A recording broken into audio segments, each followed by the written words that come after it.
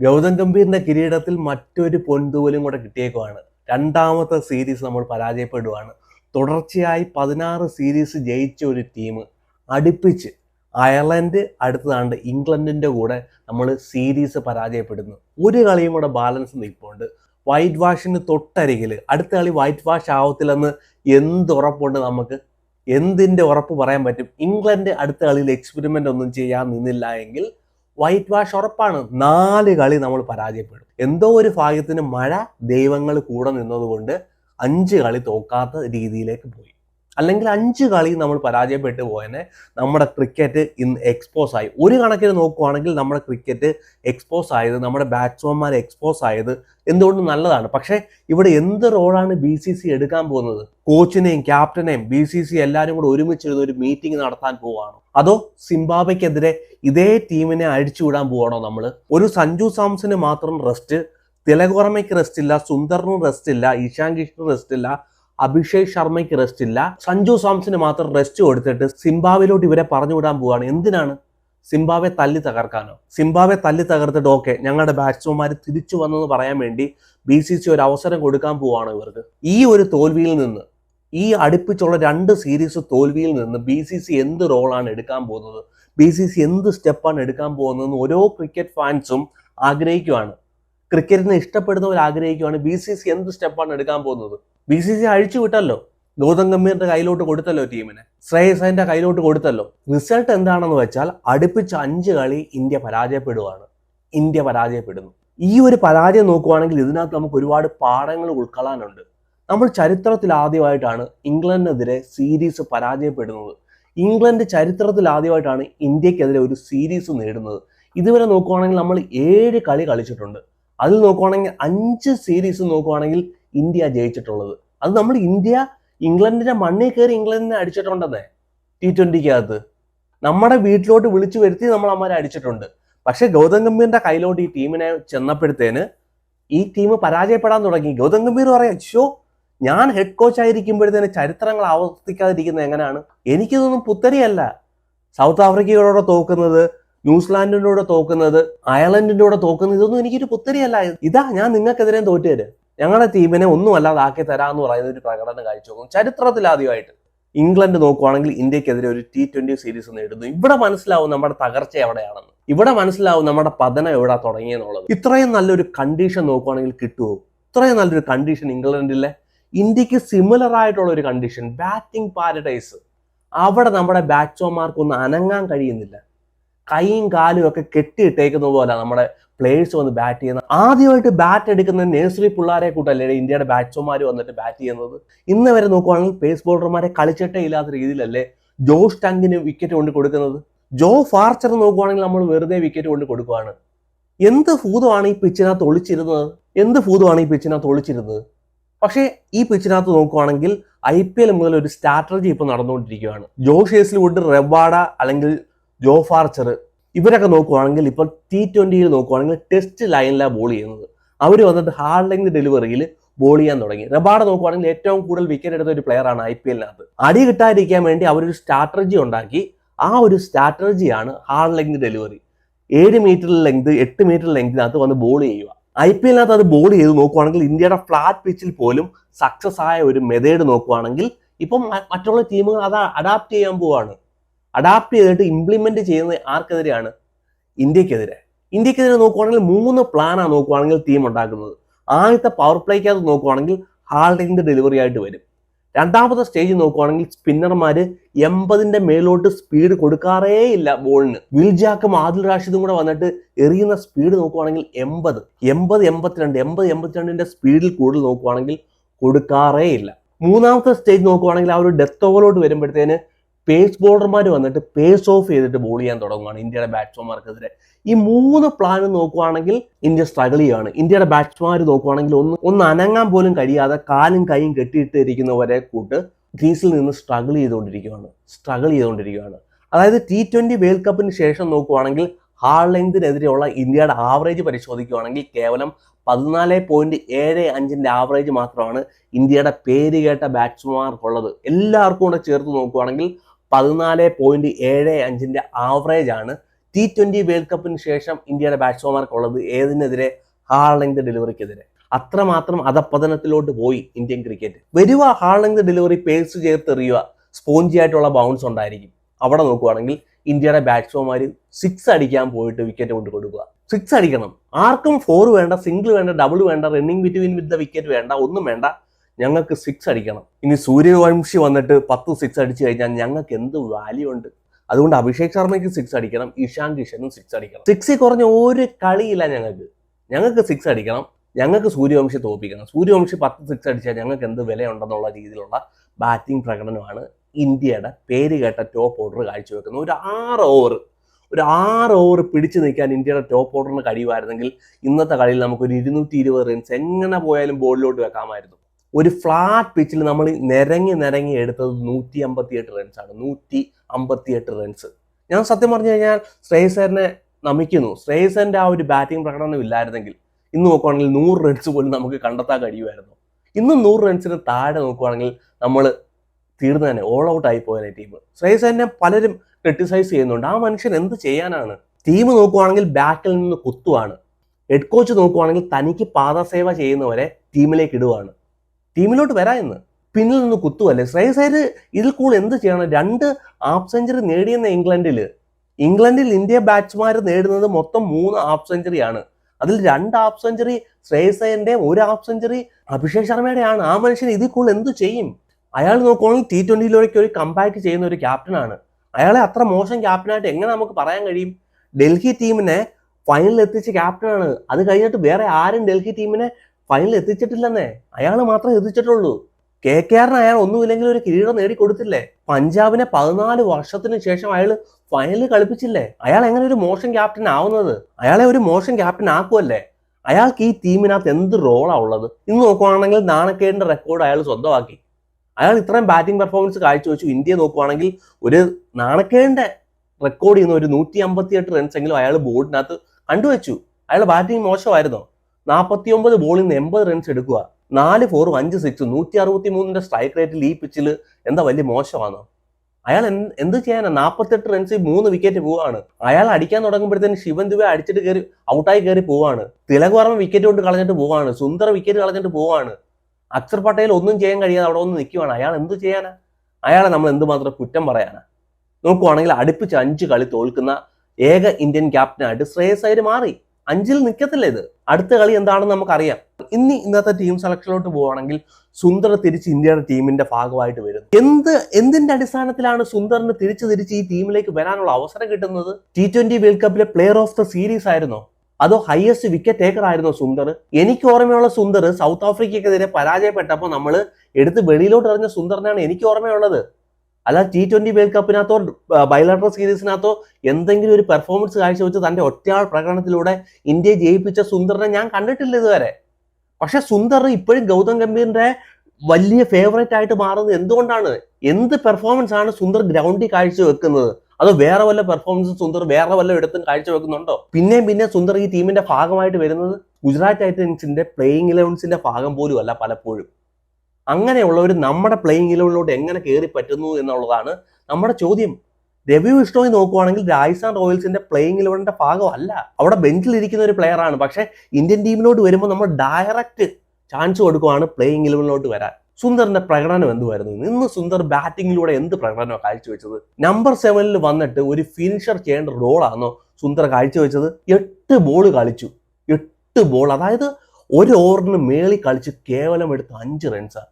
റണ്ണ ബോളിനെക്കാട്ടി താഴെ കളിക്കുന്ന ഒരു പ്ലെയർ, ഇന്ന് വരെ പ്രൂവ് ചെയ്യാത്ത ഒരു പ്ലെയർ ഗൗതം ഗംഭീറിന്റെ ടീമിന്റെ ഭാഗമായിട്ട് മാറുകയാണ്. ഇവിടെ നമ്മൾ ഗൗതം ഗംഭീറിനെ വിമർശിക്കുമ്പോൾ നമ്മളെ ഒന്ന് തെറി വിളിക്കും. ഇതൊക്കെ കാണുമ്പോൾ നമുക്ക് സങ്കടം ഉണ്ടെന്നേ. ഈ ടീം ഇങ്ങനെ പരാജയപ്പെടുന്നത് കാണുമ്പോൾ നമുക്ക് സങ്കടമുണ്ട്. നമ്മൾ ഈ ഉള്ളിൽ കിടന്ന് സന്തോഷിച്ചിട്ടൊന്നും അല്ല ഈ പറയുന്നത്. ഇതൊക്കെ കാണുമ്പോൾ എങ്ങനെയാ പറയാതിരിക്കുന്നത്? 8 ബോളിൽ 5 റൺസ് എടുത്ത ഒരു പ്ലെയർ ഇതിനു മുമ്പ് ഏതെങ്കിലും ഒരു മത്സരത്തിനകത്ത് പ്രൂവ് ചെയ്ത ഒരു പ്ലെയർ ആണോ? സഞ്ജു സാംസനെ കൊണ്ട് പ്രൂവ് ചെയ്ത ഒരു പ്ലെയർ വെളിയിൽ നിൽക്കുമ്പോഴത്തേക്കും നമ്മൾ പറയാ ഫോം ഇല്ല എന്ന്. സഞ്ജു സാംസന് മാത്രമാണോ ഫോം ഇല്ലാത്തത്? എന്നാൽ ഈ ടീമിൽ ആരെ കളിക്കും എന്നേ? ശ്രേയസരും അല്ലെങ്കിൽ ഒരു അഭിഷേക് ശർമ്മയുടെ ചെറിയൊരു ഇന്നിങ്സ് ഒഴിച്ച് ബാക്കി ആര് കളിക്കും? ഗൗതം ഗംഭീറും കോച്ചിങ് സ്റ്റാഫും കൂടെ ഇറങ്ങി കളിക്കേണ്ട വരത്തില്ലേ? നിങ്ങൾ ഫോം നോക്കിയാണ് ടീം ഇട്ടിട്ടുണ്ടെങ്കിൽ ഇന്ത്യയുടെ വൈസ് ക്യാപ്റ്റൻ എങ്ങനെ ഈ ടീമിന്റെ ഭാഗമാകും? ഫോം നോക്കിയിട്ടാണ് നിങ്ങൾ ടീമിനെ ഇടുന്നുണ്ടെങ്കിൽ സുന്ദർ എങ്ങനെ ഇന്ത്യൻ ടീമിന്റെ ഭാഗമാകും? അക്ഷർ പട്ടേൽ എങ്ങനെ ഇന്ത്യൻ ടീമിന്റെ ഭാഗമാകും? ഇഷാൻ കിഷൻ എങ്ങനെ ഇന്ത്യൻ ടീമിന്റെ ഭാഗമാകും? നിങ്ങൾ ഫോം നോക്കിയാണ് ടീമിനെ സെലക്ട് ചെയ്തിട്ടുണ്ടെങ്കിൽ ഇവരാരും ഇന്ത്യൻ ടീമിന്റെ ഭാഗമായിട്ട് വരാൻ ഒരു വഴിയില്ലാത്തവരല്ലേ? ഒരു ഓവർ എറിയിപ്പിക്കാൻ വേണ്ടി നമ്മൾ സുന്ദറിനെ കൊണ്ടുവരുവാണ്. അതായത് ഹാരി ബ്രോക്കിന് ഒരു ഓവറിൽ 19 റൺസ് സമ്മാനിക്കാൻ വേണ്ടി നമ്മൾ ഇന്ന് സുന്ദറിനെ ടീമിലോട്ട് ഇട്ടു. ഇന്ന് ഇത് ഗൗതം ഗംഭീറിന്റെ ടീമായിരുന്നു, ശ്രേയസ് അയ്യറിന്റെ ടീമായിരുന്നു. ഗൗതം ഗംഭീറിന്റെ ടീമിൽ സുന്ദർ വരും, ശ്രേയസ് അയ്യറിന്റെ ടീമിൽ വരാൻ ചാൻസ് ഉള്ള 2 പ്ലെയർ ആയിരുന്നു. ഒന്നെങ്കിൽ സുയാൻ ഷെഡ്ഗെ വരണമായിരുന്നു, അല്ലെങ്കിൽ സഞ്ജു സാംസൺ വരണമായിരുന്നു. ശ്രേയസ് അയ്യർ ടീം ഇട്ടിരുന്നെങ്കിൽ, ശ്രേയസ് അയ്യർ ഈ ടീമിനകത്ത് റോൾ ഉണ്ടായിരുന്നെങ്കിൽ കൊണ്ടുവരുമായിരുന്നു ഇവരെ 2 പേരെ. ഓക്കെ, നിങ്ങൾക്ക് 6 ബോളിംഗ് ഓപ്ഷൻ വേണം. ഞാൻ പറയുന്നു സഞ്ജു എപ്പോഴും കരിയാപ്പിലായതുകൊണ്ട് നിങ്ങൾ സൈഡിലോട്ട് മാറ്റി വെക്കുക. എന്തുകൊണ്ട് നിങ്ങൾ ഷെഡ്ഗെ പരീക്ഷിച്ചില്ല എന്ന്? ഷെഡ്ഗെ ഒരു ഓൾറൗണ്ടർ അല്ലായിരുന്നു? പ്രൂവ് ചെയ്ത ഒരു ഓൾറൗണ്ടർ അല്ലായിരുന്നു? 160 സ്ട്രൈക്ക് റേറ്റ് ഉള്ള ഒരു ഓൾറൗണ്ടർ അല്ലായിരുന്നു? പരീക്ഷിച്ചുകൂടായിരുന്നു? ഇന്ന് നിങ്ങൾക്ക് മാച്ചിലോട്ട് തിരിച്ചു വരാൻ കിട്ടിയ ഏറ്റവും നല്ലൊരു അവസരമല്ലായിരുന്നു? അവിടെ നിങ്ങൾ എന്തുകൊണ്ട് ഷെഡ്ഗെയും അല്ലെങ്കിൽ സഞ്ജു സാംസനെ ഒന്നും പരീക്ഷിക്കാൻ നിൽക്കുന്നില്ല? നിങ്ങൾ പരീക്ഷിച്ച് മടുത്ത സുന്ദറിനെ ഇന്ന് ടീമിലേക്ക് കൊണ്ടുവരുന്നു. 19 റൺസ് ബോളിങ്ങിലൂടെ വഴങ്ങുന്നു. ഒറ്റ ഒരു ഓവർ എറിയിക്കാൻ വേണ്ടി നമ്മൾ സുന്ദറിനെ ടീമിലോട്ട് കൊണ്ടുവരുന്നു. അക്ഷിത് റാണ ഇഞ്ചുറി ആയിട്ട് പുറത്തേക്ക് പോവാണ്. ഗൗതം ഗംഭീറിന്റെ മറ്റൊരു കണ്ടുപിടുത്തമാണ്. ഒരു സീരീസ് ഫുള്ള് കളിക്കാൻ അക്ഷിത് റാണയ്ക്ക് കഴിയുന്നില്ല. അപ്പോഴത്തേന് ഇഞ്ചുറിയാണ്, പുറത്തേക്ക് പോവാണ്. 4 മാസം നോക്കുവാണെങ്കിൽ റെസ്റ്റ് എടുത്ത ഒരു പ്ലെയർ ആണ്. തിരിച്ച് ടീമിലേക്ക് വരുന്നു, അടുത്തൊരു ഇഞ്ചുറി വരുന്നു, ടീമിൽ നിന്ന് റൂൾ ഔട്ട് ആവുകയാണ്. പ്ലേയേഴ്സിനെ ഐഡന്റിഫൈ ചെയ്യാൻ വേണ്ടി നമുക്ക് കഴിയുന്നില്ല. പ്ലേയേഴ്സിന്റെ കുറവുകൾ പരിഹരിച്ചു കൊടുക്കാൻ നമുക്ക് കഴിയുന്നില്ല. പിന്നെ എന്തിനാണെന്നേ 11 കോച്ചിങ് സ്റ്റാഫ്? എന്തിനാണ് 11 കോച്ചിങ് സ്റ്റാഫും ഹെഡ് കോച്ചും ഈ ടീമിന്റെ ഭാഗമായിട്ടിരിക്കുന്നത്? പ്ലേയേഴ്സ് പോട്ടെന്ന്, 15 പ്ലേയേഴ്സ് പോയി കളിക്കട്ടെന്ന്. നമുക്കൊരു നല്ല മെന്റർ ആവാൻ കഴിയുന്നില്ല എങ്കിൽ, ബാറ്റ്സ്മാൻമാരെ ഒരു സ്ട്രഗിളിലൂടെ കടന്നു പോകുമ്പോൾ അവരെ ഒന്ന് ആശ്വസിപ്പിക്കാൻ കഴിയുന്നില്ല എങ്കിൽ, അവരുടെ സ്കില്ലൊന്ന് ശരിയാക്കി കൊടുക്കാൻ കഴിയുന്നില്ലെങ്കിൽ പിന്നെ എന്തിനാണ് ഈ കോച്ചിങ് സ്റ്റാഫ്? എന്തിനാണ് പിന്നെ ഹെഡ് കോച്ച്? അവര് തനിച്ച് പോയി കളിക്കട്ടെന്നേ. തിലക് വർമ്മ എന്ന് പറഞ്ഞ ഇന്ത്യയുടെ വൈസ് ക്യാപ്റ്റൻ നോക്കുവാണെങ്കിൽ വലിയ കൺസേൺ ആയിട്ട് മാറിക്കൊണ്ടിരിക്കുകയാണ്. തിലക് വർമ്മ പേസ് ബോളിംഗ് ഞാൻ പറയുന്നു ബ്രില്യന്റ്. ഇങ്ങനെ ഒരു ബാറ്റ്സ്മാനെ ലോകത്തില്ല. എതിർ ടീം നോക്കുവാണെങ്കിൽ തിലക് വർമ്മയ്ക്ക് എന്താണോ വേണ്ടത് അതാണോ കൊടുക്കുന്നത്, തിലക് വർമ്മയ്ക്ക് എന്താണോ വേണ്ടാത്തത് അതാണോ കൊടുക്കുന്നത്. തിലക് വർമ്മയുടെ ബലഹീനതയല്ല അവർ ഉപയോഗിക്കാൻ നോക്കുന്നത്. ജോഷ് ടങ് അങ്ങോട്ട് വരുന്നു, ഒരു ഹാർഡ് ലെങ്ത് ഡെലിവറിയിൽ പേസ് കൂട്ടി 140 സ്പീഡിൽ എറിയുന്നു, ഫ്ലിക്ക് ചെയ്ത് 6 അടിക്കുന്നു. അടുത്ത ബോള് 120 സ്പീഡിൽ വന്നൊരു സ്ലോ കട്ടർ എറിഞ്ഞപ്പോഴത്തേന് തീർന്നു. ബോൾ സ്ലോ ആണെന്ന് അറിയുമ്പോഴത്തേന് 120 താഴോട്ട് ബോളിന്റെ സ്പീഡ് കുറയുമ്പോഴത്തേന് തിലക് വർമ്മ ഇതാണ് അടിച്ച് ഔട്ട് ആവുന്ന ഷോട്ടുകൾ കാണണം. ഈ സീരീസിനകത്ത് പോയിന്റിനകത്ത് നിസ്സാരമായിട്ട് സ്റ്റെപ്പ് ഡൗൺ ചെയ്ത് ഇറങ്ങി അടിച്ച് പോയിന്റിന്റെ കയ്യിൽ ക്യാച്ച് കൊടുത്തിട്ട് പോവാണ്. അല്ലെങ്കിൽ റിവേഴ്സ് സ്വീപ്പ് കളിക്കാൻ പോയിട്ട് വിക്കറ്റ് കൊണ്ട് വലിച്ചു കളയും, അല്ലെങ്കിൽ സ്കൂപ്പ് ഷോട്ട് കളിക്കാൻ പോയി വിക്കറ്റ് കൊണ്ട് വലിച്ചു കളയും. അപ്പോൾ ഈ തിലക് വർമ്മ നോക്കുവാണെങ്കിൽ നമ്മൾ നമ്പർ 6 കളിപ്പിക്കുവാണ്. 130 സ്ട്രൈക്ക് റേറ്റ് ഉള്ള തിലക് വർമ്മയെ നോക്കുവാണെങ്കിൽ ഇന്ന് നമ്മൾ 6ാം സ്ഥാനത്ത് കളിപ്പിക്കുവാണ്. 3ാം നമ്പറിൽ നമ്മൾ പരീക്ഷിച്ചു, നടക്കത്തില്ലെന്ന് മനസ്സിലായി. ഇന്ന് 48 റൺസിൽ 3 വിക്കറ്റ് പോയപ്പോഴത്തേന് ശിവൻ ദുബെ പറഞ്ഞു വിടുന്നു. തിലക് വർമ്മയ്ക്ക് മുമ്പ് ഒരു ആങ്കർ റോൾ കളിക്കുന്ന പ്ലെയർ ആണെന്ന് നിങ്ങൾ എപ്പോഴും പറയാറുണ്ട്. ഇന്ന് എന്തുകൊണ്ട് നിങ്ങൾ വൈസ് ക്യാപ്റ്റനെ കൂടെ ഒരുമിച്ച് ഇറക്കി വിട്ടില്ല? ഇന്നൊരു മാച്ച് വിന്നിംഗ് പെർഫോമൻസ് ക്യാപ്റ്റൻ കാഴ്ചവെച്ച ഒരു പ്രകടനം എന്തുകൊണ്ട് വൈസ് ക്യാപ്റ്റന് കാഴ്ചവെക്കാൻ കഴിയുന്നില്ല? നിങ്ങൾ പിന്നെയും തിലക് വർമ്മയെ ടീമിന്റെ ഭാഗമാക്കി വെച്ചുകൊണ്ടിരിക്കുകയാണ്. തിലക് വർമ്മയ്ക്ക് പ്രശ്നമൊന്നുമില്ല, സഞ്ജു സാംസൺ ആണ് പ്രശ്നം. ഞങ്ങൾക്കാണ് പ്രശ്നം. കളി കാണുന്ന ഞങ്ങൾക്ക്, നിങ്ങളെ സപ്പോർട്ട് ചെയ്യുന്ന ഞങ്ങൾക്കാണ് പ്രശ്നം. നിങ്ങൾക്ക് ഒരു പ്രശ്നമില്ല, നിങ്ങൾ ശരിയാണ്, നിങ്ങൾ എപ്പോഴും ശരി തന്നെയാണ്, ഞങ്ങളാണ് തെറ്റ്. ഇന്ത്യയുടെ ബാറ്റിംഗ് നോക്കുവാണെങ്കിൽ ഒരു 6 ഓവർ ഇന്ത്യയുടെ ബാറ്റ്സ്മാർക്ക് പിടിച്ചു നിൽക്കാൻ കഴിയുന്നില്ല. 6 ഓവർ ഇന്ന് നോക്കുവാണെങ്കിൽ 6 ഓവറിനകത്ത് 48 റൺസ് 3 വിക്കറ്റ് കൊണ്ട് കളഞ്ഞു. നമ്മൾ 100 റൺസ് കണ്ടെത്തുന്നത് 14ാമത്തെ ഓവറിലാണ്. നമ്മൾ 100 റൺസ് കണ്ടെത്തുന്നത് 14ാമത്തെ ഓവർ 100 റൺസ് കണ്ടെത്തുകയാണ്. ലാസ്റ്റ് 5 ഓവറിനകത്ത് നമ്മൾ എടുക്കുന്ന റൺസ് 55 റൺസാണ്, കേവലം 55 റൺസ്. ആ 55 റൺസ് എങ്ങനെയാണ് വന്നത്? ആദിൽ റഷീദിനെ നോക്കുവാണെങ്കിൽ ഒരു ഓവറിനകത്ത് 20 റൺസ് അടിക്കുന്നു ശ്രേയസ് അയ്യർ. അതുകൊണ്ടാണ് നമുക്ക് ആ ഒരു 20 റൺസ് കയറിയത്. അവിടെ 55 എന്ന് പറഞ്ഞാൽ ഒരു തരക്കേടില്ലാത്ത ഒരു ലാസ്റ്റ് 5 ഓവർ നമുക്ക് കിട്ടിയത്. ഒരു രീതിയിലും പെർഫോമൻസ് ചെയ്യാത്ത ഒരു ബാറ്റിംഗ് ലൈനപ്പ്. സിംഗിളോ ഡബിളോ എടുത്ത് ഒരു പവർ പ്ലേക്കകത്ത് ഒരു 40-45 റൺസ്, മാക്സിമം ഒരു വിക്കറ്റ്. പക്ഷെ അതല്ല, അനാവശ്യ ഷോട്ടുകൾ കളിച്ച് വിക്കറ്റ് കൊണ്ട് കളയുന്ന ഇന്ത്യൻ ടീം. എനിക്ക് സൂര്യവംശിയെക്കാട്ടി വലിയവനാവണം. സൂര്യവംശിക്ക് എല്ലാ ബോളും 6 അടിക്കണം. ഇഷാൻ കിഷന് സൂര്യവംശിയെക്കാട്ടി വലിയവനാവണം. അഭിഷേക് ശർമ്മയ്ക്ക് സൂര്യവംശിയെക്കാട്ടി വലിയവനാവണം. എനിക്ക് മനസ്സിലാവുന്നത് ടോപ്പ് ഓർഡർ നോക്കുവാണെങ്കിൽ ഇൻസെക്യൂർ ആണ്. ഒരു 15 വയസ്സുകാരന്റെ മുമ്പിൽ ഇൻസെക്യൂർ ആയിട്ട് നിൽക്കുവാണ് ഇഷാൻ കിഷനും അഭിഷേക് ശർമ്മയും. അവരുടെ സ്വന്തം ടാലന്റിൽ അവരുടെ വിശ്വാസം പോലും അവർക്ക് നഷ്ടപ്പെട്ടു പോയി. ഒരുവനേക്കാൾ മറ്റൊരുത്തൻ വലുതാണെന്ന് കാണിക്കാൻ വേണ്ടി, ഇല്ലാത്ത ടാലന്റ്, ഇല്ലാത്ത ഷോട്ട് സെലക്ഷന് വേണ്ടി ഇന്ത്യയുടെ ടോപ്പ് ഓർഡർ പോകുന്നത്. ഇനി ഇനി ഇന്ത്യയുടെ ബാറ്റിങ്ങിലോട്ട് പോകണമെങ്കിൽ വൈഫ് ഓഫ് സൂര്യവംശി എന്ന് പറഞ്ഞാൽ 15 വയസ്സുകാരൻ. ഇപ്പൊ നോക്കുവാണെങ്കിൽ ജോഫ് ആർച്ചറിനോട് ചോദിച്ച ഒരു ചോദ്യം ഇപ്പൊ വൈറലാവാണ്. എന്ത് പ്ലാനാണ് നിങ്ങൾ വൈഫ് ഓഫ് സൂര്യവംശിക്കെതിരെ കൊണ്ടുവരുന്നത്? IPL കഴിഞ്ഞ് പറയാമെന്നാണ് ജോഫ് ആർച്ചർ പറഞ്ഞത്. ജോഫ് ആർച്ചർ പറഞ്ഞതുപോലെ തന്നെ അവൻ നോക്കുവാണെങ്കിൽ പറഞ്ഞിട്ട് വിക്കറ്റ് എടുക്കുക. 10 ബോളിൽ കൂടുതൽ നിന്നെ ഞാൻ പറഞ്ഞു വിടത്തില്ല. പറഞ്ഞിട്ട് വന്നിട്ട് ഒരേ പാറ്റേണിൽ വൈഫ് ഓഫ് സൂര്യവംശി വിക്കറ്റ് കൊണ്ട് കളയുക. ഷോർട്ട് പിച്ച് ഡെലിവറി, അതായത് ആശിഷ് നെഹ്റ ഗുജറാത്ത് ടൈറ്റൻസിലെ ബോർഡർമാർക്ക് പറഞ്ഞു കൊടുത്ത ലൈൻ ജോഫ് ആർച്ചർ നോക്കുവാണെങ്കിൽ അഡാപ്റ്റ് ചെയ്തിട്ട് വന്നിട്ട് 2 കളിയിൽ, ഒരു കളി നോക്കുവാണെങ്കിൽ കഴിഞ്ഞ കളിയിൽ ബോഡി ടു ബോഡിയിൽ എറിയുന്നു, ഇന്ന് നോക്കുവാണെങ്കിൽ ഔട്ട്സൈഡ് ദ ഓഫ് സ്റ്റമ്പിൽ എറിയുന്നു. അതിനെ മിഡ് വിക്കറ്റിന്റെ മണ്ടേ കൂടെ, അതായത് ലെഗ് സൈഡിലോട്ട് ക്രോസ് ബാറ്റ് ചെയ്യാൻ പോകുന്നു. ഏതെങ്കിലും ഒരു ബാറ്റ്സ്മാൻമാർക്ക് ആ ഒരു ഷോട്ട് കണക്ട് ചെയ്യാൻ പറ്റുമോ? ഏതെങ്കിലും ഒരു ബാറ്റ്സ്മാന്, അതായത് 4th സ്റ്റമ്പ് 5th സ്റ്റമ്പിൽ കിടക്കുന്ന ഒരു ബോളിനെ ഏത് ബാറ്റ്സ്മാന് മിഡ് വിക്കറ്റിന്റെ മണ്ടേ കൂടെ 6 അടിക്കാൻ പറ്റും ലെഗ് സൈഡിൽ? പക്ഷെ സൂര്യവംശി അടിക്കാൻ പോവാണ്. അവിടെയാണ് എന്റെ ചോദ്യം. എന്തുകൊണ്ട് സൂര്യവംശി മോനെ നിനക്കെതിരെ ടാർഗറ്റ് ചെയ്യുന്ന ഈ ലൈനാണ്, നിന്റെ ഷോട്ട് സെലക്ഷൻ ഇതായിരിക്കണമെന്ന് പറഞ്ഞു കൊടുക്കാൻ ഈ കോച്ചിങ് സ്റ്റാഫിന് കഴിയുന്നില്ലയോ എന്നുള്ളത് മാത്രമാണ് എന്റെ ചോദ്യം. ഔട്ട്സൈഡ് ദ ഓഫ് സ്റ്റമ്പിൽ വരുന്ന ബോൾ നീ പോയിന്റിന്റെ മണ്ടയിലൂടെ 6 അടിക്കുന്നേ എന്ന് പറഞ്ഞു കൊടുക്കാൻ നമ്മുടെ ടീമിന് കഴിയുന്നില്ലയോ? അല്ലെങ്കിൽ അത് മനസ്സിലാക്കാൻ വൈഫ് ഓഫ് സൂര്യവംശിക്ക് കഴിയുന്നില്ലയോ? അതോ വൈഫ് ഓഫ് സൂര്യവംശി ഒരു ഏർലി കോൾ ആയിരുന്നു ഇന്ത്യയുടെ? ഒരു ഏർലി ആയിട്ടുള്ള ഒരു കോൾ ആയിരുന്നു? ഇച്ചിരി ശുഷ്കാന്തി കൂടിപ്പോയോ BCCക്ക്? പവർ പ്ലേക്കകത്ത് ഇങ്ങനെ വിക്കറ്റ് കൊണ്ട് കളഞ്ഞാൽ എങ്ങനെ നമുക്ക് ജയിക്കാൻ കഴിയും? ഏത് ടീമിന് ജയിക്കാൻ കഴിയും പവർ പ്ലേയിൽ ഇങ്ങനെ വിക്കറ്റ് കൊണ്ട് കളഞ്ഞാൽ? ഫിലിപ്പ് സാൾട്ട് വന്നിട്ട് 12 ബോൾ ഡോട്ട് ബോൾ ആയിരുന്നു. അവിടെ നോക്കുവാണെങ്കിൽ സാഹചര്യത്തിനനുസരിച്ച് കളിച്ചു, താണ്ടെ ടീമിനെ വിജയിപ്പിക്കുകയും ചെയ്തു. 14 ഓവറിനകത്ത് അവർ ജയിച്ചു. 12 ഡോട്ട് ബോൾ കളിച്ചു ഫിലിപ്പ് സാൾട്ട്. ആര്യ ബ്രോക്ക് വന്നിട്ട് ബോർഡർമാരെ ചൂസ് ചെയ്ത് അടിച്ചു. ഏതാണ് വീക്ക് ബോർഡർമാര്? ദാണ്ട സുന്ദർ വരുന്നു, സുന്ദറിനെ അടിച്ചു. അക്സർ പട്ടേൽ വരുന്നു, അക്സർ പട്ടേലിനെ അടിച്ചു. വീക്കായിട്ടുള്ള ബോർഡർമാരെ ചൂസ് ചെയ്ത് കളിക്കുന്നു. നമ്മൾ നോക്കുവാണെങ്കിൽ നല്ല രീതിയിൽ ബോൾ ചെയ്യുന്ന ബോർഡർമാർക്ക് വിക്കറ്റ് വലിച്ചെറിഞ്ഞിട്ട് നമ്മൾ കയറി പോകുന്നു. വൈഫ് ഓഫ് സൂര്യവംശി നോക്കുവാണെങ്കിൽ ഒരു കളിയിൽ 13 റൺസ്, അടുത്ത കളി 14 റൺസ്, അടുത്ത കളി 15 റൺസ്, 1 റൺസ് വെച്ച് കൂട്ടുന്നുണ്ടെന്ന്. അതുപോലെ തന്നെ ഇഷാൻ കിഷന്റെ ഇന്നത്തെ shot selection same shot, outside the off സ്റ്റമ്പിൽ പോയ ഒരു ബോളിനെ ഹാർഡ് ലെങ്ത് ഡെലിവറിയെ ആ 7 മീറ്റർ 8 മീറ്റർ എറിഞ്ഞ ആ ലൈനിലെ അടിക്കാൻ പോവാ. എവിടാ? ലെഗ് സൈഡിലോട്ട്. സൂര്യവംശി ഒരു 15 വയസ്സുകാരനാണ്, വലിയ ഇന്റർനാഷണൽ എക്സ്പീരിയൻസ് ഇല്ലെന്ന് പറയാം. പക്ഷെ ഇഷാൻ കിഷനെ കൂട്ടൊരു പ്ലെയറിന് നമുക്കറിയാം ഓഫ് സൈഡിനകത്ത് വീക്കാണ് ഇഷാൻ കിഷൻ. പക്ഷെ കുറച്ച് നാളുകളായിട്ട് അത് ഡെവലപ്പ് ചെയ്ത് വരുമായിരുന്നു. പക്ഷെ ഇന്ന് നോക്കുമ്പോഴത്തേനും അതേപോലെ ഒരേ പാറ്റേണിനകത്ത് സൂര്യവംശിയും ഇഷാൻ കിഷനും ഔട്ട് ആവുകയാണ്. കഴിഞ്ഞ കളി ലെഗ് സൈഡിൽ കൊണ്ട് കൊടുത്തുവെങ്കിൽ ഈ കളി നോക്കുവാണെങ്കിൽ 30 സർക്കിളിന്റെ അകത്ത് തന്നെ ഔട്ട്സൈഡ് ഓഫ് സ്റ്റമ്പിൽ പോയ ball same wife of Sooryavanshi അടിച്ചതുപോലെ തന്നെ മിഡ് വിക്കറ്റിന്റെ മണ്ടേ കൂടെ അടിക്കാൻ ശ്രമിക്കുന്നു. ഹാർഡ് ലെങ്ത് ഡെലിവറി ആയിരുന്നു, ഒരു സ്പോഞ്ചി ആയിട്ടുള്ള ബൗൺസ് ആയിരുന്നു. ഇഷാൻ കിഷൻ കൊണ്ട് വിക്കറ്റ് വലിച്ചെറിയുന്നു. ഇഷാൻ കിഷൻ ഫോമിലാണോ? ഇഷാൻ കിഷനെതിരെയുള്ള ഏറ്റവും വലിയ ബലഹീനതയാണ് ഫ്ലാറ്റ് പിച്ചിൽ കളിക്കും, ഹൈദരാബാദിന്റെ പിച്ചിൽ കളിക്കും, അതുപോലെ തന്നെ മുംബൈയുടെ പേസും ബൗൺസും കിട്ടുന്ന പിച്ചിൽ കളിക്കും. അത് കഴിഞ്ഞ് അങ്ങോട്ട് മാറുമ്പോഴത്തേന് എവിടെ പേസ് ഓഫ് ആവുന്നോ അവിടെ ഇഷാൻ കിഷൻ സ്ട്രഗിൾ ചെയ്യും. എവിടെ എക്സ്ട്രാ ബൗൺസ് കിട്ടുന്നോ അവിടെ ഇഷാൻ കിഷൻ സ്ട്രഗിൾ ചെയ്യും. ഒന്നാമത് ആൾറെഡി ഹൈറ്റ് അല്പം കുറവുള്ള ഒരു പ്ലെയറാണ് ഇഷാൻ കിഷൻ.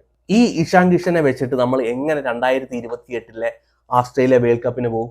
വളരെ ഡിഫിക്കൽട്ട് ആയിരിക്കും. ഇഷാൻ കിഷനെ ഇങ്ങനെ ഒരു പെർഫോമൻസ് കാഴ്ചവെച്ചിട്ട് ഷോർട്ട് ബോളിനെതിരെ സ്ട്രഗിൾ ചെയ്യുന്ന ഇഷാൻ കിഷനെ വെച്ചിട്ട് 2028 നമ്മൾ എങ്ങനെ പ്ലാൻ ചെയ്യും എന്നുള്ളത് BCCയും ഈ ടീമും തീരുമാനിക്കട്ടെ. ഇഷാൻ കിഷൻ അടുപ്പിച്ച് സ്ട്രഗിൾ ചെയ്തുകൊണ്ടിരിക്കുന്നു, ആർക്കും ഒരു കുഴപ്പമില്ല. സഞ്ജു സാംസൺ 3 കളി സ്ട്രഗിൾ ചെയ്യുവാണെങ്കിൽ, വിക്കറ്റ് വലിച്ചെറിയുവാണെങ്കിൽ സഞ്ജു സാംസൺ അഴുക്കപ്പയില്.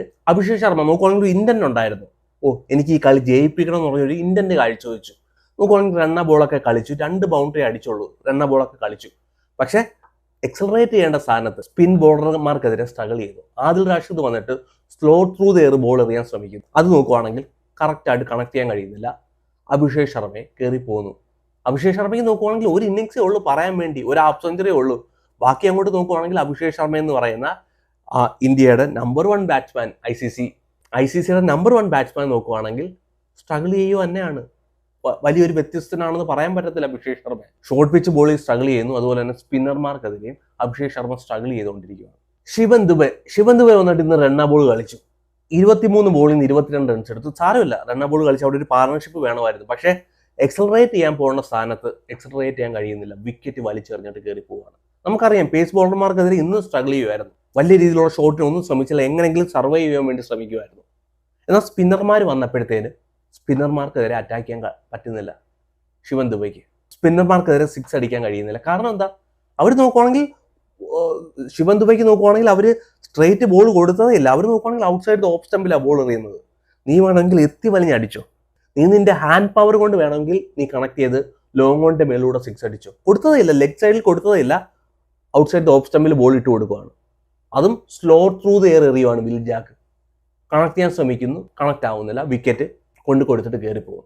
അതുപോലെ തന്നെ അക്ഷർ പട്ടേലിനെ T20യിലും മാറ്റി പരീക്ഷിക്കാനുള്ള സമയമായി. എന്നാലും സിംബാബ്വെ സീരീസിനകത്ത് അക്ഷർ പട്ടേൽ കളിക്കുന്നില്ല, ഹർഷ് ദുബൈ ടീമിലേക്ക് കൊണ്ടുവന്നിട്ടുണ്ട്. സോ അക്ഷർ പട്ടേൽ എന്നൊരു ബോളർ, സ്പിൻ ബോളർ ഇന്ത്യക്ക് ഒരു കൺസേൺ ആണ്.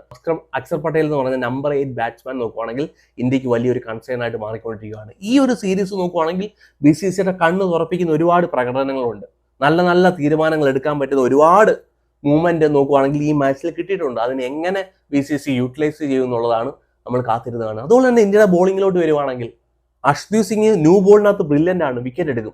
പക്ഷെ ന്യൂ ബോൾ കഴിയുമ്പോഴത്തേനോ തല്ല് വാരി കൂട്ടുന്ന ഒരു അർഷ്ദീപ് സിംഗ് ആണ്. ഡെത്ത് ഓവറിനകത്ത് നമുക്ക് പറ്റിയൊരു ബോളർമാരെ കാണാനേ ഇല്ല. പ്രിൻസ് യാദവ് ഓക്കെ വന്ന് സ്ലോ ബോൾ എറിയുന്നുണ്ട്, കട്ടേഴ്സ് ഒക്കെ എറിയുന്നുണ്ട്, പക്ഷേ ഇന്റർനാഷണൽ എക്സ്പീരിയൻസ് വളരെ കുറവാണ്. ഇംഗ്ലണ്ടിന്റെ വിക്കറ്റ് ഒന്ന് എടുക്കാൻ, ഹാരി ബ്രോക്കിനെ ഒന്ന് ചലഞ്ച് ചെയ്യിക്കാൻ ഇന്ത്യയുടെ ബോളർമാർക്ക് കഴിഞ്ഞില്ല. കൃഷ്ണ ഇന്നും ടീമിന്റെ ഭാഗമായിട്ടുണ്ടായിരുന്നു, പക്ഷെ വലിയ രീതിയിൽ അടിയൊന്നും കൊണ്ടില്ല എങ്കിലും വിക്കറ്റ് എടുക്കാൻ ഒരു വിക്കറ്റ് ടേക്കർ അല്ല കൃഷ്ണ എന്നുള്ളത് ഇന്നും പിന്നെയും തെളിയിച്ചു. നമുക്ക് കൺസേൺ തന്നെയാണ് ഇന്ത്യയുടെ പേസ് ബോളിങ്, അതുപോലെ തന്നെ ഇന്ത്യയുടെ സ്പിൻ ബോളിങ്. എപ്പോഴും നമ്മുടെ ഒരു സ്ട്രോങ് സൈഡ് തന്നെയായിരുന്നു നമ്മുടെ സ്പിന്ന്. പക്ഷേ കുറച്ച് നാളുകളായിട്ട് ഇന്ത്യയുടെ സ്പിൻ നോക്കുകയാണെങ്കിൽ സ്ട്രഗിൾ ചെയ്തുകൊണ്ടിരിക്കുകയാണ്. ന്യൂസിലാൻഡിനെതിരെ നമ്മൾ പരാജയപ്പെട്ടത് ഇന്ത്യയുടെ സ്പിന്ന് വീക്ക് ആയതുകൊണ്ടാണ്. പലരും പറയുന്നു കുൽദീപ് യാദവിനെ ടീമിലേക്ക് കൊണ്ടുവരണമെന്ന്. കുൽദീപ് യാദവിന്റെ ഫോം ബെറ്റർ ആണോ? ബെറ്റർ അല്ല കുൽദീപ് യാദവിന്റെ ഫോം. ഇതേ കുൽദീപ് യാദവ് ഉള്ളപ്പോഴാണ് ന്യൂസിലാൻഡിനെതിരെ നമ്മൾ പരാജയപ്പെട്ടത് ODI സീരീസ്. IPL നോക്കുവാണെങ്കിൽ ഒരു ബിലോ ഓവറേജ് ആയിരുന്നു കുൽദീപ് യാദവ്. ഡൽഹി ടീം നോക്കുവാണെങ്കിൽ ട്രേഡ് ചെയ്ത് കുൽദീപ് യാദവിനെ. എന്താണോ ടീമുകൾ പ്രതീക്ഷിക്കുന്നത് അത് കൊടുക്കാൻ കുൽദീപ് യാദവ് എന്ന് പറയുന്നത് സ്പിന്നർക്കും കഴിയുന്നില്ല. ശ്രേയസ് അയ്യർ ചോദിച്ചവരെല്ലാം ഇന്ത്യൻ ടീമിന് വേണ്ടി കിട്ടിയിട്ടുണ്ടെങ്കിൽ എങ്ങനെ നമ്മൾ സെലക്ടർമാരെ കുറ്റം പറയും? ഇവർ ചോദിച്ചവരെ, ഗൗതം ഗംഭീർ ചോദിച്ചവരെ അവർ കൊടുത്തു, ശ്രേയസ് അയ്യർ ചോദിച്ചവരെ അവർ കൊടുത്തു. അതിൽ കൂടുതൽ അവരെന്തോ ചെയ്യാൻ കഴിയും? ടീം ജയിക്കേണ്ടതും ജയിപ്പിക്കേണ്ടതും ചോദിച്ചവരുടെ ഉത്തരവാദിത്വമാണ്, വിളിച്ചു വരുത്തിയവരുടെ ഉത്തരവാദിത്വമാണ് ടീമിനെ വിജയിപ്പിക്കേണ്ടത്. അത് അവരെ കൊണ്ട് കഴിയുന്നില്ല, അവരെ കൊണ്ട് കഴിയുമെന്ന് എനിക്ക് തോന്നുന്നില്ല. ഞാൻ ശ്രേയസ് തന്നെ മാറ്റി വെക്കുവാണ്. ശ്രേയസ് എന്നൊരു ക്യാപ്റ്റനിൽ എനിക്ക് വിശ്വാസമുണ്ട്, ഒരു ബാറ്റ്സ്മാനിൽ എനിക്ക് വിശ്വാസമുണ്ട്. പക്ഷേ ഒരു കോച്ച് എന്ന രീതിയിൽ ഗൗതം ഗംഭീറിൽ എനിക്ക് യാതൊരു വിശ്വാസവും ഇല്ല. അത് എൻ്റെ തോന്നലായിരിക്കാം, അത് എൻ്റെ മാത്രം തോന്നലായിരിക്കും. ആ ഒരു തോന്നൽ എൻ്റെ ആയിക്കോട്ടെ, എൻ്റെ അതൊരു വിശ്വാസമാണ്. ഗൗതം ഗംഭീറിനെ കൊണ്ട് കൂട്ടിയാൽ കൂടത്തില്ലെന്നുള്ളത് എൻ്റെ വിശ്വാസമാണ്. ആ വിശ്വാസത്തിൽ ഞാൻ മുറുകെ നിൽക്കുകയാണ്.